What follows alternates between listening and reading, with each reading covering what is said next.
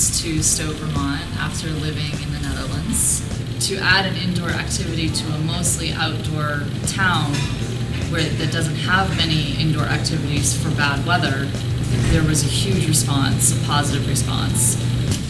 So we actually decided to do less hotel rooms and to balance out our business plan with the creation of a boutique bowling venue.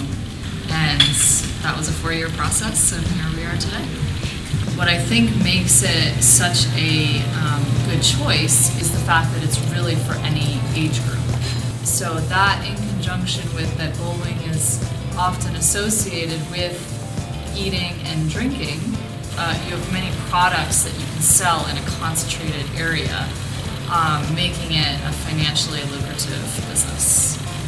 What was clear from the beginning is that Qubica was hungry for our business and was willing to go the extra mile to really give us all the information we needed to make the right choices.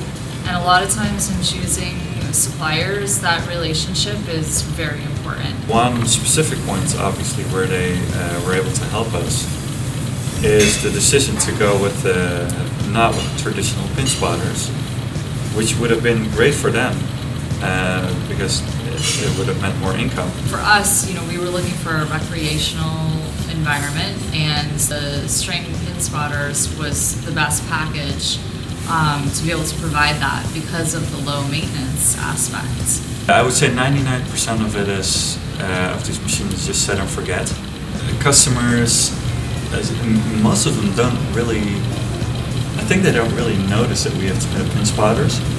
So when we were designing, we looked to the inspiration of the 1950s mid-century modern interior design. The cherry lanes complemented that design scheme and provided something, again, that people didn't expect. I think that people walk in there and the first thing they think is wow. And that's exactly the word, even that specific word, what we were looking for. We knew we didn't want to open this place and have something that already felt maybe a little bit outdated.